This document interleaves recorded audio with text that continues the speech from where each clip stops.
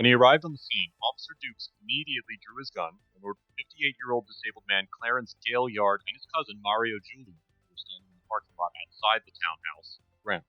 Hey, let me see your ass. First, get on the ground. Get on the ground. Get on the ground.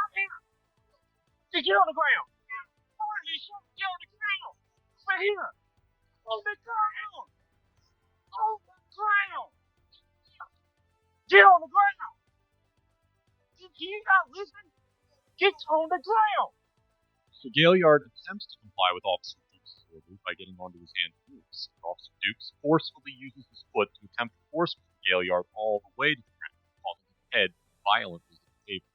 In the 1989 case of Graham versus Connor, the Supreme Court explained that the Fourth Amendment requires a police officer's use of force to be quote-unquote reasonable under the circumstances, and identified three factors the court should consider when determining whether an instance of force was reasonable. These factors include, quote, severity of the crime at issue, whether the suspect poses an immediate threat to the safety of the officers or others, and whether he is actively resisting arrest or attempting to evade arrest by flight. More recently, in the 2016 case of Armstrong versus Village of Pinehurst, the Fourth Circuit, which includes South Carolina, held that, quote, non-compliance with lawful order justifies some use of force, but the level of justified force varies based on the risks posed by the resistance. Even purely passive resistance support the use of some force. The level of force an individual's resistance will support dependent on the factual circumstances underlying that. In this situation, the severity of the crime at issue was limited at best, though Officer Dukes claimed to believe that Gaillard had a gun for action. However, at the time Officer Dukes used force against Gaillard, it was clear that he did not pose an immediate threat, as he had raised both of his empty hands above his head before getting on his hands and knees. Finally, Mr. Gaillard was not resisting arrest in any way. In fact, he was attempting to comply with Officer Dukes' commands when the force was employed. Under these circumstances, it is highly likely that the court would conclude that Officer Dukes' use of force against Mr. Gaillard was neither justified nor reasonable. Is there a gun back? Well, I ain't sure. No gun. You're not listening, dude.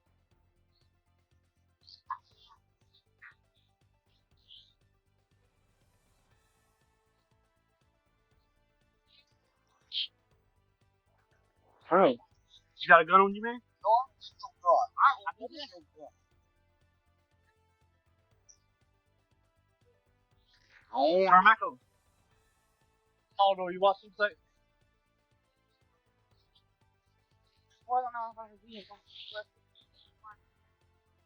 He had tongue. No, he was right here. Watch him. Go watch him. Here it is. Alright, that's what he had.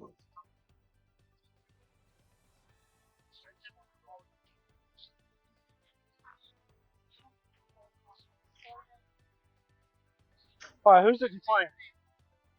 Alright, get him up. 25 city, got one from him. Stand up. Alright, hold on.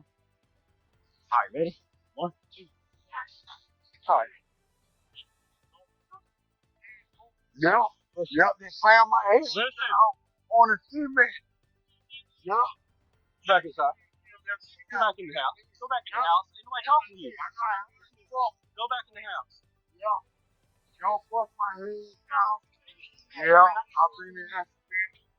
Yep. Y'all bust my head down. You threw me down. So, you wasn't listening? Yeah. No, it ain't. You ain't threw me down. I'm in facility. Okay. I got keys from.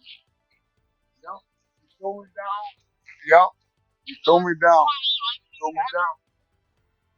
Yep. You bust my head on the cement. Alright, let me tell you what. He was in front of the car. I came up. He was walking like this. And I thought it was a gun at first. I said, drop the gun, drop the gun, drop the gun, drop the gun. And he's over here doing something like this. What he was doing is putting me in some kind of tie. So he comes over right here. He got his hands in his pockets. I told him, let me see your hands, let me see your hands, let me see your hands. He wasn't listening. He got the like this right here. Moving on the train.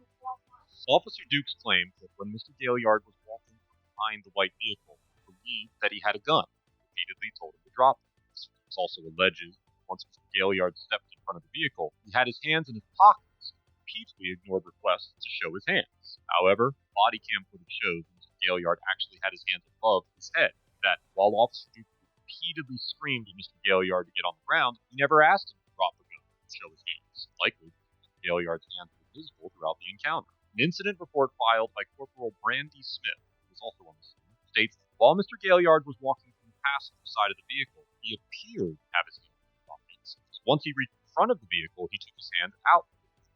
Corporal Smith's report also states that Officer Duke was giving loud verbal commands for Mr. Gaillard to get on the ground. It makes no mention of a gun or only commands to drop a gun or show his hands. It's also important to note that when Officer Duke was reporting what happened, he did not explain the method he used to take Mr. Gaillard down.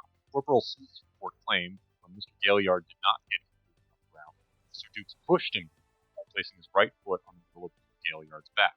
However, the incident report filed by Sergeant Aquel Polidor states that Officer Dukes, quote, jumped up and stomped Mr. Gaillard on the back of his neck with his foot. Though it is unclear from the body camera whether Officer Dukes landed on Mr. Gaillard's neck or up the back, it is certain the version of events Officer Dukes explained to his commanding officer did not align with the body camera footage or the reports filed by his colleagues. Your head didn't see that. Right, because you flushed me down. Where's the complaint? Fuck my head. Right here? Fuck my head. Where's the complaint? I'm trying to get another complaint. So Fuck my head. Your sandwich can check it out.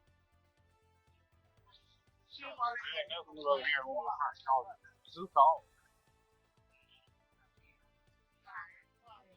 Oh, take him out of tough right now. I mean, because that's what we got. Yeah. Yeah. Dude, I didn't know what his future was. Alright. Oh, now my head. Fuck my head. Damn right. I'm gonna pay me.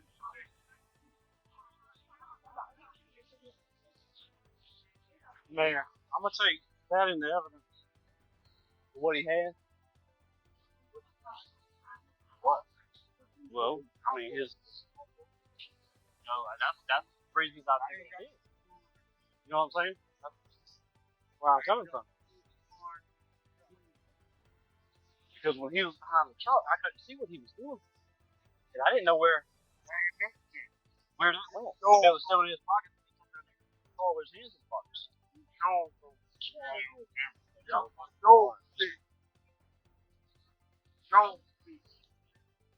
So he can come out of cuffs. Yeah, he can come out.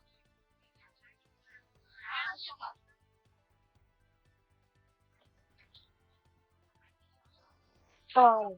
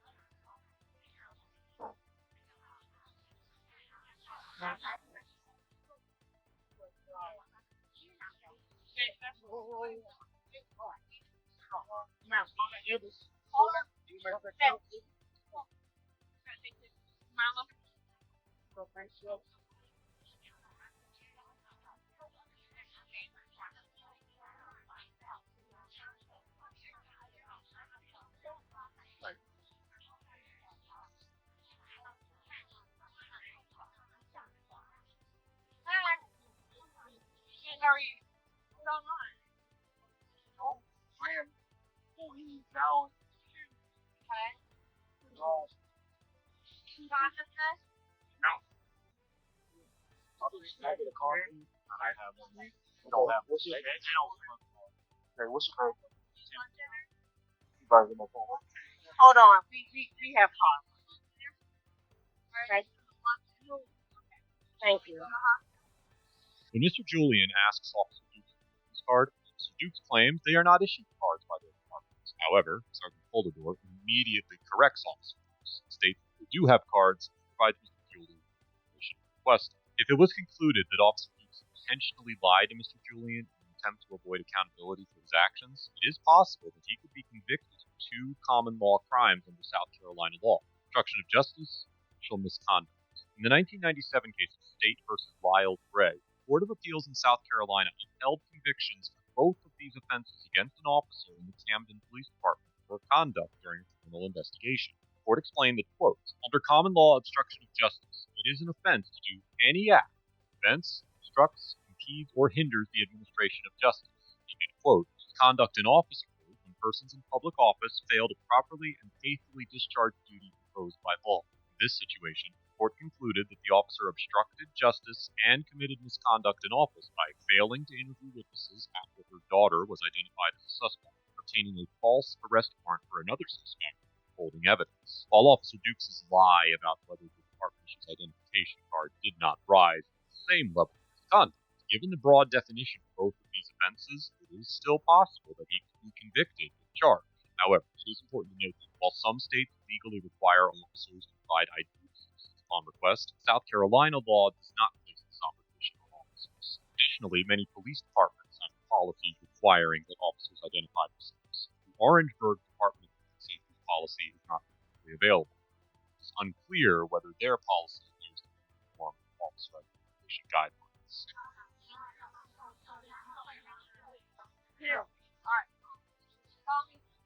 Right, you can get this stuff off top.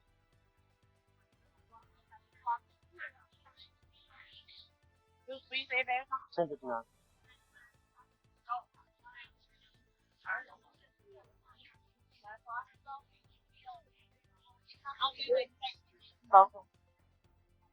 After Mr. Gaillard was treated by EMS, he and Mr. Julian were allowed to leave. 2 days after the incident, Officer Dukes was fired from the Orangeburg Department of Public Safety for violating the department's use of force policies, which, as said before, are not publicly available. On August 25th, 2021, former Officer Dukes was charged with first-degree assault and battery and carry a sentence of 10 years in prison. As of the date of this episode, Mr. Gaillard is represented by an attorney, and he has not yet taken any legal action against Officer Dukes or the department. Overall, former Orangeburg Officer Dukes gets an F for physically assaulting Mr. Gaillard for no apparent reason, blatantly lying about the nature of the interaction in his report, and for making a concerted effort to avoid being held accountable for his ridiculous antics. At no point during this encounter was Mr. Dukes in danger. It is clear that his violent actions were motivated by his ego, not officer or civilian safety. There was absolutely no legitimate excuse for shoving Mr. Gaillard's face into the pavement when it was plainly obvious that he was attempting to surrender. This is exactly the type of conduct that sparks nationwide unrest regarding members of law enforcement. Mr. Dukes' feeble attempts to explain his actions and manipulate the facts of the encounter only add to his incredulous and insidious behavior. His conduct was nothing short of unacceptable. I commend the Orangeburg Department of Public Safety for immediately firing Mr. Dukes and pursuing criminal charges against him. If there were a lower grade than an F, it certainly deserved it. Sergeant Poldador is an A+ for remaining truthful and objective throughout the encounter, ensuring that Mr. Julian was given the necessary information to follow up on the incident, maintaining a calm, collected, and professional attitude throughout the interaction. Although it cannot be proven with any degree of certainty, I suspect that Sergeant Poldador was highly involved in the department's fire and charge of Dukes, and the testimony that she offered in the incident report likely played a vital role in making certain held accountable for his actions. Officers who witness acts of misconduct are often placed in a position where they must consider whether reporting that misconduct is worth the potential damage to their career that could arise from pursuing accountability for the actions of their colleagues. It is all too common to see members of law enforcement justify the actions of their peers in any way they can to avoid facing the repercussions of speaking out against them. This notion was on full display in this very interaction. Sergeant Meyer fist bumped Mr. Duke for an appropriate use of force, without knowing any of the details beyond what Mr. Dukes told him. I commend Sergeant Poldador for having the courage and conviction to hold Mr. Dukes accountable for his actions, and I sincerely hope that her actions inspire other officers who witness misconduct to come forward and do the same within their departments. As for Mr. Gaillard and Mr. Julian, I cannot rightfully issue a grade